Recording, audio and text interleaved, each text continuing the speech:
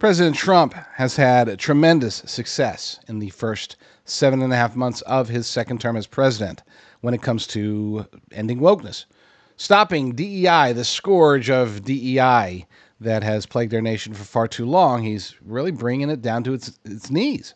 And when I say it, I do consider it to be a singular, non-corporeal entity, if you will. It's a spirit of evil, the wokeness that has spread across our country. Well, it is subsiding. He's done this through executive orders. He's done this through the guidances given out by the various bureaucracies within his administration. He's worked with states, especially red states, and we've seen a lot of companies, a lot of individuals and companies out there that are embracing this notion, the end of wokeness. Perhaps some of them are coming to their senses. I would say a lot of them always felt this way. They always thought it was crazy to do these woke things within their companies, but they were too scared, intimidated, bullied, we'll say, into they didn't want to get canceled just because they treated people the same versus the woke ideology of treating everybody different based upon various conditions that may or may not influence how they are and who they are. But there is one area that is still, I would say, a tremendous challenge, even in red states, and that is through the deep state. And I'm not talking about what we all know as the deep state, the CIA, the NSA, the FBI, Mossad, GCHQ, whatever, members of the Uniparty swamp, IRS. I mean, pick a 3-letter agency, and there's probably some deep state involvement there. I'm not talking about that deep state. I'm talking about we'll call it the lower level deep state. And there's a lot of them. Almost all of them are through nonprofits, NGOs that are not being affected, are not being mandated out. They're not getting fired. I'm sure they're getting a lot less funding, especially with USAID gone, but they're still bouncing back, and they're operating at the state level. And it's not just blue states. This isn't just a California thing. This is happening in red states, and many Republicans are allowing it to happen at the state level. We turn to this article by Tyler Durden over at Zero Hedge. Shadow government bureaucrats exposed for stoking woke insanity in red states. A new report from the State Leadership Initiative released Wednesday is sounding the alarm on how conservative states are quietly adopting woke policies, driven by little-known national bureaucratic organizations. The report, first reported by Fox News, details how a web of well-funded national associations, often posing as nonpartisan or professional groups, is behind this trend, pushing what SLI calls shadow governance.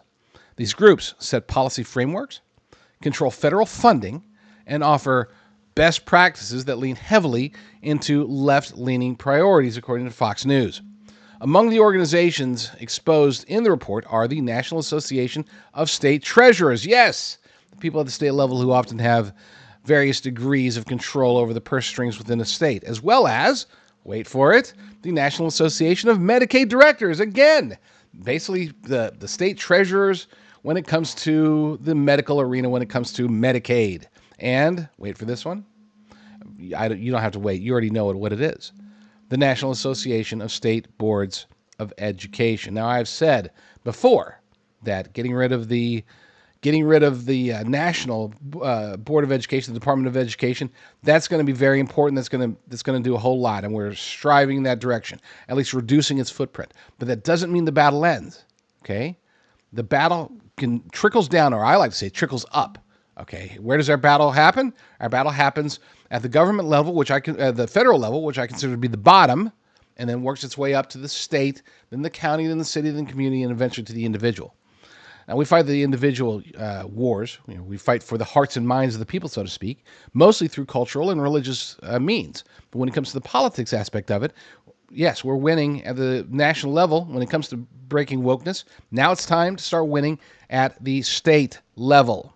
And it's not just about electing Republicans. I assure you that the vast majority of Republican governors, state legislators, they do not have the willpower, the perseverance, the guts, maybe even the know-how to do at the state level what President Trump and his administration are doing at the national level.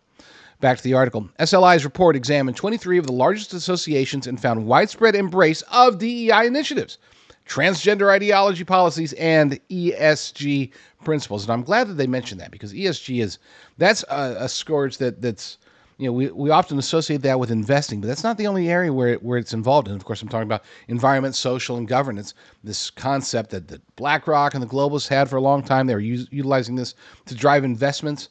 Once it started being understood that basically, green investing was not only discriminatory, but it was also stupid and not very effective when you're trying to make money. Well, they're trying to rebrand it now. So I'm glad that they're addressing this. We'll get into one example. One example highlighted in the report points to NAMD's push for equity over outcomes in medical reform. Outcomes. In other words, this isn't about equal rights. It's about equal results. In its 2021 regulatory priorities document, NAMD listed 11 broad issues for improving state Medicaid programs, with advancing equity in Medicaid as the top focus. The document reads, equity work should include a focus on racial and ethnic minorities, rural populations, tribal populations, and any other groups experiencing disparate health outcomes, with an understanding that inequities are multidimensional and often fall across multiple population characteristics or categories. They're so broad when they're being specific, it's really quite hilarious. We also see discrete areas where focus would be beneficial, bearing in mind that the work to advance equity in Medicaid is holistic, I tell you, and branches across all issue domains. In other words, they cast a very wide and yet thick net. It's the type of net that catches everything. It's a catch-all. And that way, whoever's holding the net gets to decide what gets tossed back into the sea. And I assure you that in this particular sea, the one getting tossed back would be you and me. And I'm a poet. Freeze drying again? Never know what could happen.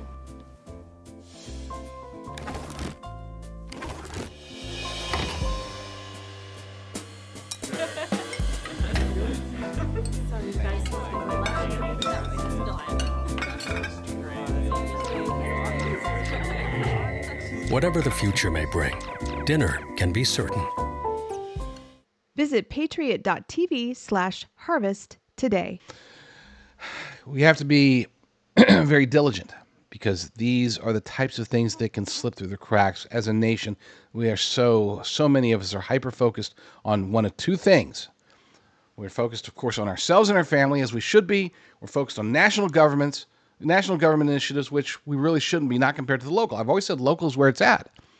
We focus on right close to home in government and all the way to the top or the bottom, depending upon your perspective. In governance, we miss the middle, and that's where the danger is for us right now. You have to alert your state legislators, alert your and don't just stop with the state people, alert your county people, alert your mayor, your city council members. Of course, the governor and state legislators and everybody that you can, make them aware. When you see things like this happening, you ask your red state governor, your Republican governor, why is this happening? You call them out. They can do something about it. They probably already know about it. They're just waiting for somebody like you or me to say, hey, what is this? And they'll say like, oh my gosh, we got to fix that. Call Bob. Tell him to cancel dinner next week. We got to fix that. We're totally going to do it. We're going to get that fixed. They need you to call it out, because if you don't notice it, then they're not going to care about it.